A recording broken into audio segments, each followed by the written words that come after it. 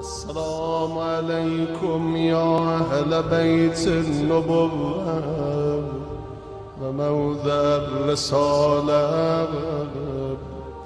ومختلف الملائكة ومهبة الوحي.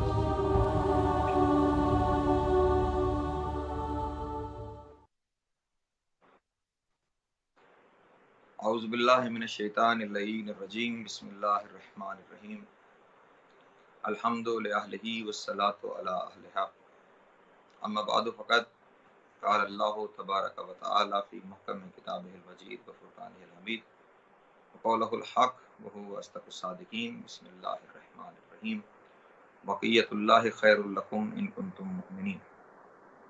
معزز ناظرین کرام، امام حسین چار ٹی وی پر اس وقت آپ کے سامنے جو پروگرام چل رہا ہے، اس پروگرام کا خصوصی تعلق سرکار حجت کی ذات گرامی کے ساتھ۔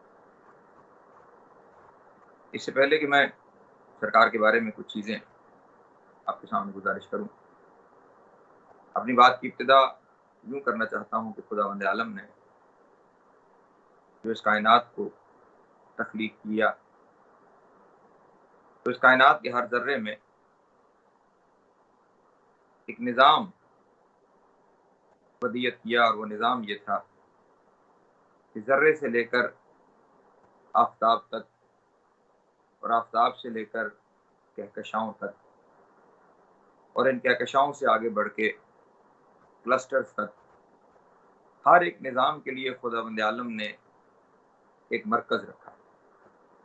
مثلاً اگر ہم ایک ذرے کی بات کریں کہ جسے آج کی جدید زبان میں ایٹم کہا جاتا ہے، اس میں بھی نیوکلیس کے نام کا ایک مرکز رکھا کہ جس کے ارد گرد الیکٹران گھومتے ہیں اور اس کا نظام چلتا ہے۔ اسی طرح یہ نظام شمسی ہے کہ جس کا محور مرکز آفتاب ہے، سورج ہے، شمس ہے۔ یہ پورا نظام شمسی اسی کے گرد گھومتا ہے اور وہی اس کا محور و مرکز ہے۔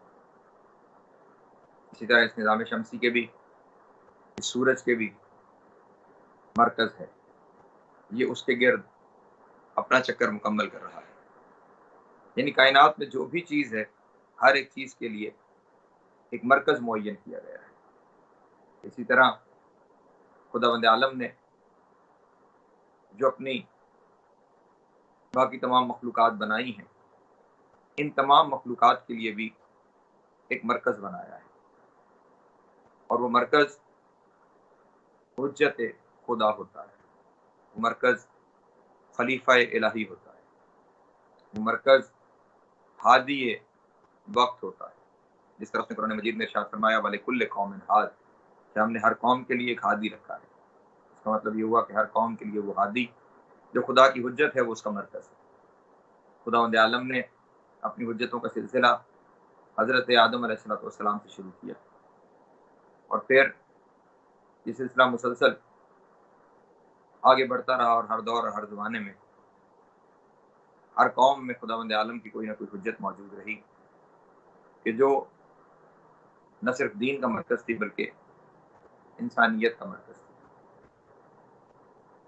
حضرت ادریس علیہ السلام ہوں یا حضرت نوح علیہ السلام ہوں، حضرت ہود و صالح ہوں یا حضرت ابراہیم علیہ السلام ہوں، حضرت اسحاق و حضرت یعقوب ہوں یا حضرت یوسف ہوں، حضرت داؤد و حضرت سلیمان ہوں یا حضرت موسیٰ و عیسیٰ ہوں، یا وہ حضرت اسماعیل علیہ السلام اور ان کی پاکیزہ اولاد ہو، ہر دور میں ہر قوم میں ایک حجت رہی کہ جو اس قوم کے لیے مرکز کی حیثیت رکھتی ہے۔ حتیٰ کہ ایک وقت آیا کہ جب خداوند عالم نے ایک ایسی حجت کو دنیا میں بھیجا کہ جو کسی ایک علاقے یا کسی ایک قوم کے لیے مرکز یا کتب کی حیثیت نہیں رکھتی تھی، بلکہ خداوند عالم نے اسے تمام عالمین کے لیے حجت بنا کر بھیجا۔ اور اس طرح میں پہلے عرض کر چکا کہ حجت کیونکہ مرکز ہے، اس طرح وہ شخصیت کے جسے تمام عالمین کے لیے حجت بنایا گیا، اسے تمام عالمین کا مرکز قرار دیا گیا۔ میری مراد سرکار رسالت مآب حضرت سید الانبیاء والمرسلین و خاتم النبیین محمد مصطفیٰ صلی اللہ علیہ وآلہ وسلم کی پاکیزہ ذات سے ہے۔ انہیں خداوند عالم نے وما ارسلناک الا رحمۃ للعالمین کہہ کر دنیا کے سامنے اس بات کو واضح کر دیا کہ یہ صرف قوم عرب کے لیے نہیں، سرزمین عرب کے لیے نہیں، بلکہ صرف انسانیت کے لیے ہی نہیں، بلکہ یوں کہوں کہ صرف جن و انس کے لیے ہی نہیں، بلکہ پورے کائنات کے لیے، تمام عالمین کے لیے یہ حجت بھی ہے اور اس کا مرکز بھی ہے۔ یہ سلسلہ نبوت اور رسالت کا چلتا رہا، اور جب سلطان الانبیاء آ گئے تو اب ان پر نبوت اور رسالت کا سلسلہ تمام ہوا۔ لیکن نبوت اور رسالت کا سلسلہ تو ان پہ تمام ہو گیا، لیکن کاروان انسانیت ابھی رواں دواں ہے، اور نہ جانے کب تک اس کاروان انسانیت میں رواں دواں رہنا ہے۔ تو اب عقل کا تقاضا یہی ہے کہ جب وہ شخصیت کے جو عالمین کا مرکز تھی، جو خاتم الانبیاء تھی، جب وہ اس دنیا سے جا رہی ہے تو پھر ضروری ہے کہ وہ اپنے بعد کسی ایسے کو معین کر کے جائیں کہ جو ان کی جگہ کتب عالمین ہونے کا اہل بھی ہو اور حامل بھی۔ یہ ہماری زندگی کی عام مثالوں سے بھی آپ کو بات سمجھ میں آئے گی کہ اگر کسی شخص کی صرف ایک بڑی سی فیکٹری ہو اور اس فیکٹری میں بہت سے کام ہوتے ہوں، بہت سی مشینیں وہاں پہ موجود ہوں، بہت سے لوگوں کا روزگار اس فیکٹری کے ساتھ وابستہ ہو، تو اس فیکٹری کے چلانے والا اگر کہیں سفر میں بھی جانا چاہے گا تو اس فیکٹری کو یوں ہی چھوڑ کے نہیں چلا جائے گا، وہ کسی نہ کسی کو اپنا قائم مقام، اپنا نائب معین کر کے جائے گا تاکہ اس کے جانے کے بعد بھی اس فیکٹری کا نظام ڈسٹرب نہ ہونے پائے۔ حتیٰ کہ یہ معاملہ تو یہاں تک ہے کہ اگر کوئی شخص صرف ایک چرواہا ہے اور بکریاں چراتا ہے تو وہ اپنے ریوڑ پر بھی کسی نہ کسی کو نگران بنا کے جائے گا جب اس نے کہیں جانا ہے۔ تو پھر ضروری ہے کہ رسول اللہ بھی اپنے بعد کسی کو نظام سپرد کر کے جائے اور اسے اپنے بعد اپنا نائب اور اس امت کا ہی نہیں عالمین کا محافظ بنا کر جائے۔ یہاں پر مجھے ایک عالم دین گزرے ہیں، آقا طیب الجزائری، ان کا ایک مناظرہ ہی سمجھے وہ یاد آ گیا۔ وہ اس زمانے میں لاہور میں مقیم تھے اور شیعہ جامع کے امام تھے، کتابیں تحریر فرماتے تھے، اور اس وقت لاہور میں ایک شخص مشہور خطاط تھا، عبد الرحمن اس کا نام تھا، اور اس کا ادارہ تھا جہاں پہ وہ خطاطی کے کام سر انجام دیتا تھا، اپنے شاگرد بھی اس میں رکھے ہوئے تھے جو لوگوں کی کتابوں کو لکھتے تھے۔ تو آقا طیب الجزائری بھی اپنی ایک کتاب لے کر ان کے پاس چلے گئے کہ یہ کتاب میں جا کے ان سے لکھواؤں۔ جب آپ پہنچے وہ کہتے ہیں کہ عبد الرحمن نے مجھ سے رخ پھیر لیا اور کوئی بات نہیں کی مجھ سے۔ وہ کہتے ہیں میں سمجھ گیا کہ شخص کو پتہ چل گیا ہے کہ میں شیعہ مسجد کا امام ہوں، اس لیے مجھ سے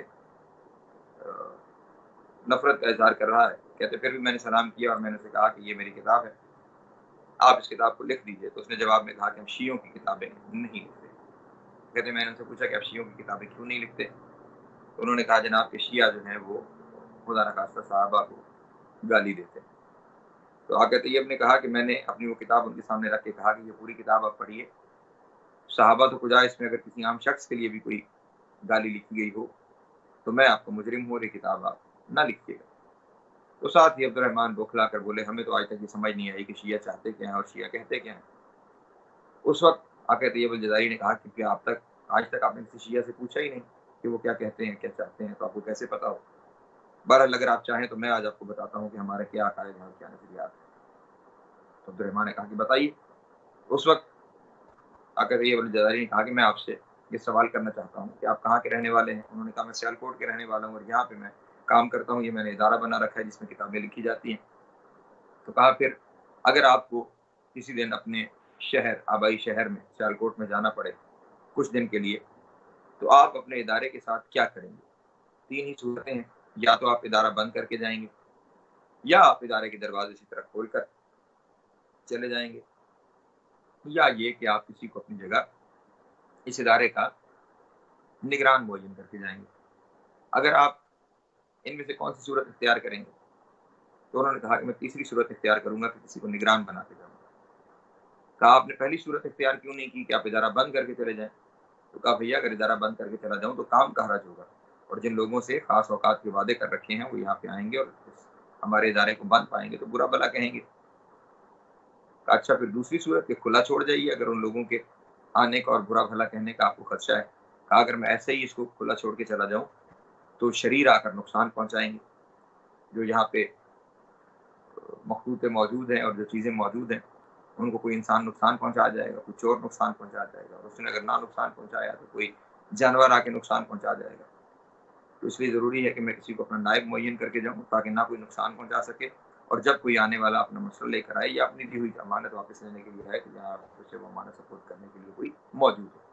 بس یہ سننا تھا کہ طیب الجزائری نے کہا کہ پھر حضور والا اگر آپ کی اتنی عقل ہے کہ آپ اپنے ایک چھوٹے سے ادارے کو بغیر کسی محافظ کے اور اپنے نگران نائب اور نگران کے چھوڑ کے نہیں جا سکتے، تو پھر یقیناً اللہ کے رسول کی عقل آپ سے بہت بہتر اور برتر ہے، تو وہ پھر کس طرح نظام عالم کو بغیر کسی نگران کے چھوڑ کے چلے جائیں گے؟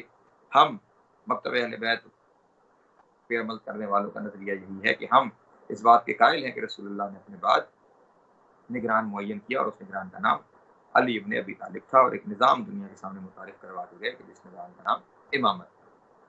تو اب رسول اللہ نے اپنے بعد یہ نظام امامت، یہ ترتیب کائنات، یہ نظام کائنات جس کی سپورٹ کیا، اس کا نام علی ابن ابی طالب علیہ السلام، اور یہی خداوند عالم کی کلام کی دلیل بھی ہے کہ جب نے ارشاد فرمایا کہ ہم نے ہر قوم کے لیے ہادی رکھا ہے، تو پھر اب رسول اللہ کے بعد جو اقوام قیامت تک آتی رہیں گی ان کے لیے بھی ہادی کا ہونا، مرکز کا ہونا، جو میں نے جہاں سے گفتگو کو شروع کیا تھا اس مرکز کا ہونا ضروری ہے۔ یہ امام مرکز ہوتا ہے، یہ امام قطب عالم ہوتا ہے۔ یہاں پہ پھر مجھے ایک اور بات حضرت امام جعفر صادق علیہ السلام کے دور سے یاد آ گئی، وہ کہ مجھے سفر کرتے ہوئے اپنے دور کے امام تک پہنچنا ہے۔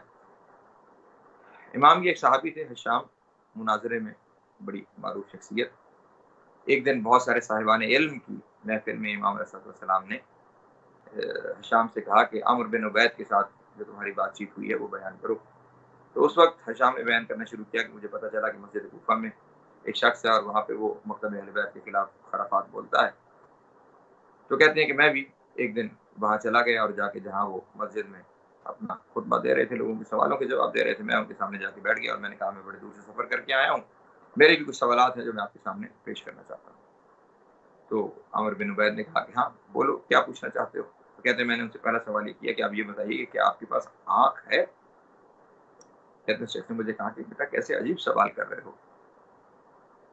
تو میں نے جواب میں کہا کہ میرے پاس تو ایسے ہی سوال ہے۔ کہا اچھا پوچھو۔ کہا میں نے پھر سوال کیا کہ بتائیے آپ کے پاس آنکھ ہے؟ انہوں نے کہا ہاں میرے پاس آنکھ ہے۔ کہتے میں نے سوال کیا پھر یہ بتائیے کہ اس آنکھ سے آپ کیا کام لیتے ہیں؟ تو انہوں نے کہا جناب اس آنکھ سے میں یہ کام لیتا ہوں کہ میں رنگوں میں تفریق کرتا ہوں، مناظر میں تفریق کرتا ہوں۔ یہ آنکھ ہی ہے جو مجھے رنگوں کا فرق بتاتی ہے، جو مجھے چیزوں کا فرق بتاتی ہے، جو مجھے مناظر کا فرق سمجھاتی ہے۔ اچھا یہ بتائیے کہ آپ کے پاس ناک ہے؟ اس نے کہا ہاں ہے۔ کہا اس سے آپ کیا کرتے ہو؟ کہا اس سے میں سونگنے کا کام کرتا ہوں اور مختلف خوشبوؤں میں تفریق کر سکتا ہوں کہ یہ گلاب کی خوشبو ہے، یہ موتی کی خوشبو ہے۔ اچھا تو یہ بتائیے کہ کیا آپ کے پاس زبان ہے؟ ہاں ہاں ہے۔ کہ زبان سے کیا کام کرتے ہیں آپ؟ کہا میں اس زبان سے ذائقے کا فرق محسوس کرتا ہوں کہ نمکین کیا ہے اور میٹھا کیا ہے۔ اچھا یہ بتائیے کہ آپ کے پاس منہ ہے؟ کہا ہاں ہے۔ کہا اس سے کیا کرتے ہیں؟ کہا میں اسی سے بولتا ہوں اور اسی کے ذریعے کھانا کھاتا ہوں، لفظوں کی تفریق اسی منہ کے ذریعے ہوتی ہے۔ اچھا یہ بتائیے آپ کے پاس ہاتھ بھی ہے؟ کہا ہاں میرے پاس ہاتھ بھی ہے۔ کہا ان سے کیا کام کرتے ہیں؟ کہا ان سے بھی میں مختلف چیزوں کے درمیان فرق کو محسوس کرتا ہوں کہ کون سی چیز گرم ہے اور کون سی چیز ٹھنڈی ہے۔ کہا اچھا یہ سب کچھ آپ کے پاس ہے تو یہ بتائیے کہ آپ کے پاس دل بھی ہے؟ اس نے کہا ہاں میرے پاس دل بھی ہے۔ تو کہا پھر اس دل سے کیا کام لیتے ہیں؟ کہا کہ کبھی کبھی ایسا ہوتا ہے کہ یہ آنکھیں شک و شبے میں مبتلا ہو جاتی ہیں، یہ زبان، یہ ناک، یہ کان، یعنی ہمارے جتنے حواس ہیں یہ سارے کے سارے حواس شبہات میں مبتلا ہو جاتے ہیں، تو پھر یہ اپنی اس بات کو دل تک پہنچاتے ہیں اور دل انہیں یقین کی منزل تک لے کے جاتا ہے اور ان شبہات کو اور ان شکوک کو ختم کرتا ہے اور ایک راہ معین کرتا ہے ان تمام اعضاء کے لیے۔ کہ اچھا پھر اس سے تو یہ ثابت ہوا کہ خداوند عالم نے ان تمام چیزوں کو حص و اختیار دینے کے باوجود ایک ایسے کی طرف متصل رکھا، ایک ایسے کے ساتھ اس کا رابطہ رکھا کہ جو ان کے شکوک و شبہات میں مبتلا ہونے کے وقت ان کی مدد کر سکے اور انہیں ہدایت دے سکے۔ کہا ہاں بالکل ایسا ہی ہے کہ خداوند عالم نے اس دل کو رکھا ہی اس لیے ہے کہ وہ ان تمام اعضاء کی ہدایت کر سکے۔ تو اس وقت حشام کہتے ہیں کہ میں نے کہا کہ پھر مجھے یہ بتائیے کہ خداوند عالم نے آپ کے اس چھوٹے سے جسم کے اعضاء کو بغیر ایک امام کے نہیں چھوڑا کہ جو ان کی شکوک و شبہات میں ہدایت کر سکے، تو پھر خداوند عالم تمام انسانیت کو اور نظام عالم کو بغیر امام کے کیسے چھوڑ سکتا ہے؟ جب میرا یہ لفظ کہنا تھا کہ شخص نے فوراً مجھ سے پوچھا تم شام تو نہیں ہو؟ تو انہوں نے کہا ہاں میں شام ہی ہوں۔ کہتا اٹھا، اس نے سینے سے لگایا اور اپنے ساتھ مستد پہ بٹھایا، اور جب تک میں بیٹھا رہا اس نے کوئی کلام نہ کیا۔ یعنی نتیجہ کلام یہ ہوا کہ ہمارے اس جسم کے اندر بھی ان اعضاء کو بھی ہدایت کے لیے ایک امام کی ضرورت ہے۔ تو اب جب اس ایک چھوٹے سے نظام کو بھی ہدایت کے لیے امام کی ضرورت ہے، تو پھر اس نظام عالم کو بھی ہدایت کے لیے اور چلنے کے لیے امام کی ضرورت ہے۔ یہ آئمہ کا سلسلہ امیر کائنات علی ابن ابی طالب علیہ السلام سے شروع ہوا، اور پھر ہر امام اپنے بعد میں آنے والے امام کی نسخ کرتا رہا۔ امام علی علیہ السلام نے اپنے بعد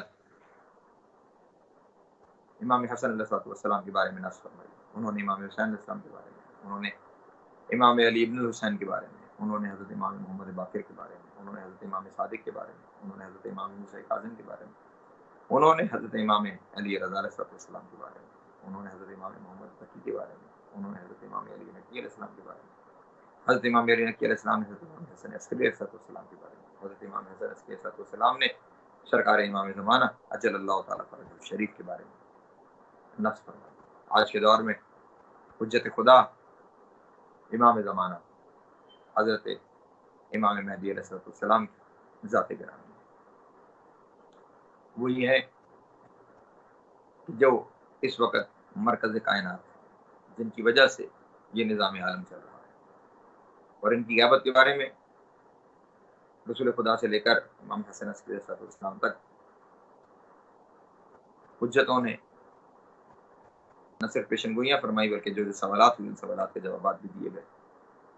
مثلا معصوم سے سوال کیا گیا کہ جب وہ اس قدر طولانی غیبت میں چلے جائیں گے تو پھر لوگ ان سے فیض کیسے حاصل کریں گے؟ مفاہیم بیان کر رہا ہوں روایات کے آپ کے سامنے۔ تو اس وقت جواب یہ دیا گیا کہ جس طرح سورج بادلوں کے پیچھے سے بھی ضرورت کی حد تک روشنی لوگوں تک پہنچاتا رہتا ہے، اسی طرح لوگ بھی اس غیبت میں بھی امام سے مستفید ہوتے رہے، اور اس لیے خدا نے ارشاد فرمایا بقیت اللہ خیر لکم ان کنتم مومنین، اگر تم مومن ہو تو بقیت اللہ تمہارے لیے سب سے بہتر ہے۔ خیر کا لفظ استعمال کیا، خیر لکم سب سے بہتر ہے۔ جس طرح انگریزی زبان میں گڈ بیٹر اور بیسٹ ہوتا ہے، جو سمجھے کسی بیسٹ کو عربی میں خیر کہا جاتا ہے، بہترین کو خیر کہا جاتا ہے، یعنی تمہارے لیے سب سے بہتر سہارا، سب سے بہتر پناہ گاہ، سب سے بہتر مرکز ہدایت بقیت اللہ کی ذات گرامی ہے، لیکن شرط یہ ہے کہ اگر تم مومن ہو۔ اور یہی ہمیں روایات سے بھی پتہ چلتا ہے کہ سرکار حجت پر صرف انہی لوگوں کا ایمان رہ جائے گا کہ جن کے دل امتحان شدہ ہے، وہ امتحان شدہ مومن ہے۔ سرکار ہمارے درمیان موجود رہتے ہیں، اس غیبت کو کوئی ان معنوں میں نہ سمجھے کہ وہ کہیں جا کر بیٹھے ہوئے ہیں، کسی جگہ پہ چھپے ہوئے ہیں، ایسا نہیں۔ یہ غیبت ان معنوں میں ہے کہ وہ موجود ہوتے ہیں ہمارے درمیان، لیکن ہم انہیں پہچان نہیں پاتے، ہمارا ان سے تعارف نہیں ہے، تو ہم ان کی پاکیزہ شخصیت کو پہچان نہیں پاتے کہ وہ ہمارے درمیان موجود ہے۔ ورنہ یہ روایتوں میں بات موجود ہے کہ جب وہ ظہور فرمائیں گے تو ہر ایک شخص یہ بول اٹھے گا کہ میری تو ان سے ملاقات ہو چکی ہے، فلاں جگہ پہ مجھ سے ملے تھے، فلاں جگہ مجھ سے ملے تھے۔ فلاں مسجد میں ملاقات ہوئی تھی، فلاں جگہ عزاداری میں ملاقات ہوئی تھی، فلاں حرم میں ملاقات ہوئی تھی. اور پھر امام نے خود بھی کچھ جگہوں کا معین کر رکھا ہے کہ فلاں جگہوں پر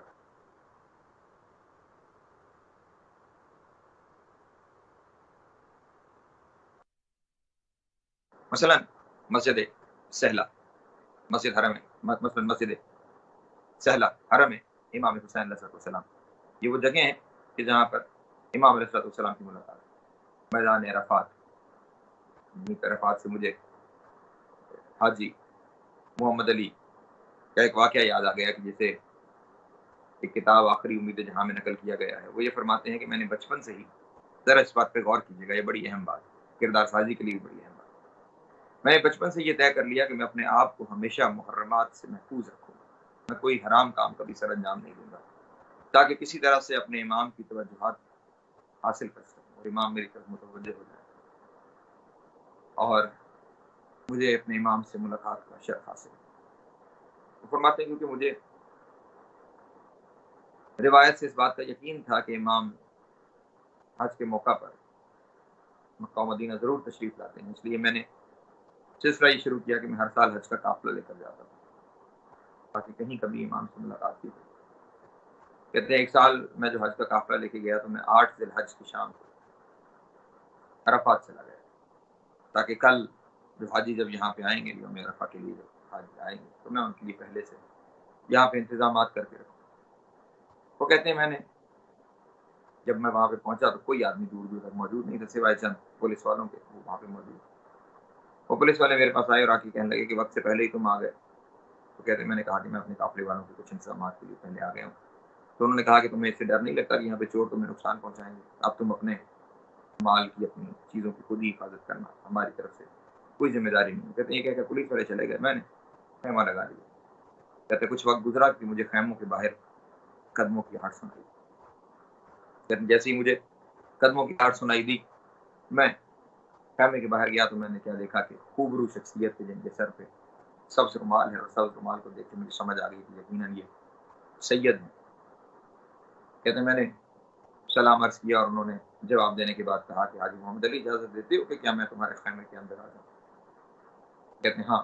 میں نے اجازت دی. وہ خیمے کے اندر تشریف لے آئے اور آ کر بیٹھ گئے اور ساتھ ہی انہوں نے مجھ سے کہا کہ حاجی محمد علی تم کتنے خوش قسمت ہو کہ تم آج کی رات اس جگہ پہ بسر کر رہے ہو کہ جہاں پہ ہمارے جد امام حسین علیہ السلام نے رات بسر کی.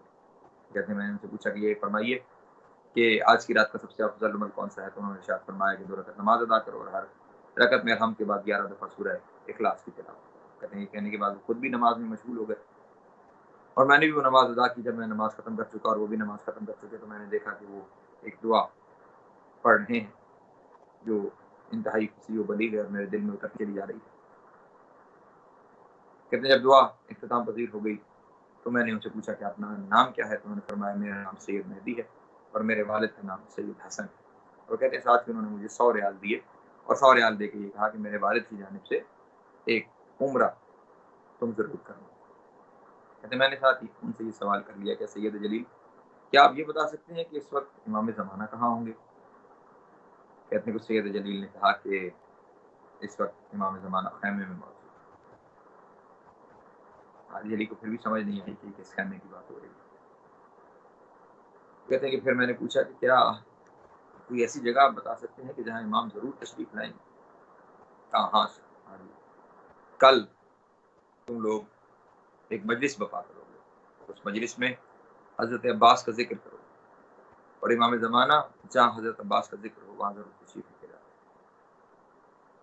کل امام وہاں ضرور تشریف لے کر آئے. کہتے ہیں یہ فرما کر وہ اجازت لے کر وہاں سے خیمے سے باہر نکل گیا اور میں فوراً ان کے پیچھے باہر نکلا کہ میں دیکھوں گے وہ کس طرف جا رہے ہیں. کہتے جب میں نے باہر جا کے دیکھا تو مجھے کوئی نظر نہ آیا، نہ وہ نظر آئے نہ ان کے ساتھ آنے والے افراد جو باہر کھڑے ہوئے تھے وہ نظر آئے اور ہر طرف خوشبو پھیلی ہوئی تھی. تو اس وقت مجھے احساس ہوا اور میں خواب غفلت سے بیدار ہوا کہ یہ تو میرے مولا تھے کہ جن سے مجھ سے ملاقات ہو رہی تھی کہ مجھ سے گفتگو فرما رہے. کہتے میں دھاڑے مار کے روتا رہا، کاش میں پہچان لیتا اور میں تعظیم اس طرح بجا لاتا جس طرح تعظیم بجانا نہیں کہا. کہتے ہیں بہرحال اگلے دن خود امام نے مجلس کا وعدہ فرمایا تھا تو میں اس مجلس کی جگہ پر جب لوگ آ گئے تو وہاں پہ چلا گیا، لیکن میں کسی کو بتا نہیں سکا کہ امام تشریف لائیں گے. پھر میری شروع ہو گئی، جا کے میں ذکر شروع کر دیا. کہتے وہ بیان کرتا چلا جا رہا تھا اور میرے دل میں مسلسل طرف بڑھتی چلی جا رہی تھی کہ کب امام تشریف لائیں گے. کہتے اس شخص نے بیان کرتے کرتے مصائب شروع کیا اور میری آنکھوں سے زاروں قطار آنسو جاری تھے اور میں دیکھ دروازے کی جانب رہا تھا کہ کب آقا مولا تشریف لائیں گے. تو کہتے ہیں یک اس نے حضرت عباس علیہ السلام کا ذکر شروع کر دیا. جیسے ذکر مصائب حضرت عباس شہادت حضرت عباس کا بیان شروع ہوا، میں نے دھاڑے مار کے رونا شروع کیا. قرآن بپا تھا اور میری جب اختتام تک پہنچ رہی تھی تو میں پریشان تھا، ابھی تک آقا مولا کیوں نہیں تشریف لائے. کہتے ہیں میں فوراً جس خیمے میں مجلس ہو رہی تھی اس خیمے کے دروازے پہ پہنچا اور جیسے ہی میں نے دروازے کو ہٹا کے دیکھا تو میں نے دیکھا کہ دروازے کے ساتھ امام کھڑے ہوئے ہیں اور زار و قطار گریہ فرما رہے ہیں اور ان کی آنکھوں سے مسلسل آنسو جاری ہیں. کہتے ہیں میں نے چاہا کہ میں چیخ چیخ کے لوگوں کو بتاؤں کہ آقا مولا تشریف لے آئے، آؤ قدم بوسی کرو، آؤ امام کی زیارت کرو. لیکن کہتے ہیں کہ بس میں ایک لفظ بھی زبان سے بول نہ سکا اور نہ میں اس فاصلے کو کم کر سکا جو میرے اور امام کے درمیان موجود تھا. مجلس ختم ہو گئی، امام نے اشارے سے مجھے منع کیا کہ یہاں لوگوں کو نہیں بتانا، اور پھر یہ فرمایا کہ جہاں ہمارے چچا کا ذکر ہوتا ہے ہم وہاں ضرور حاضر. مفہوم میرے بات عزیزان گرامی، امام علیہ السلام ہر جگہ ہر وقت موجود رہتے ہیں. وہ ہم شاہد ہیں خداوند عالم کی طرف سے، وہ عالمین پر شاہد ہیں. اور اگر آپ یہ چاہتے ہیں کہ آپ کے گھر میں وہ تشریف لے آئیں، آپ کے گھر کو اپنے نور سے منور فرمائیں، تو پھر اپنے گھر میں ذکر حضرت عباس کو نفر کیجیے اور سرکار کو دعوت دیجیے کہ آقا مولا ہم آپ کے چچا کا ذکر آپ حکم منعقد کرنے جا رہے ہیں، آپ تشریف لائیے اور امام ضرور تشریف لائیں گے. اگر انہوں نے اپنا قدم نظر فرما دیا تو پھر آپ کے گھر میں برکتیں اور رحمتیں ہی ہو جائیں گی. ہر وقت خدا کی رحمت آپ کے گھر کو اپنے گھیرے میں لیے رہے گی، پھر کوئی مشکلات اور پریشانیاں باقی نہیں رہ جائیں گی. اس لیے امام علیہ السلام کا ذکر کرتے رہیے، اور اگر امام سے ملاقات چاہتے ہیں تو پھر آقا مولا حضرت عباس علمدار کا ذکر کیجیے تاکہ وہ تشریف لے کر آئیں. اس لیے آپ نے دیکھا ہوگا کہ بالخصوص ان مجلسوں میں لوگوں کی حاجتیں بہت زیادہ منتیں اور حاجتیں پوری ہوتی ہیں کہ جس مجلس میں حضرت عباس کا ذکر کیا جائے، ان کی مصیبت بیان کی جائے. کیوں؟ وہاں پہ آقا مولا ہر صورت میں تشریف لے کر آتے ہیں.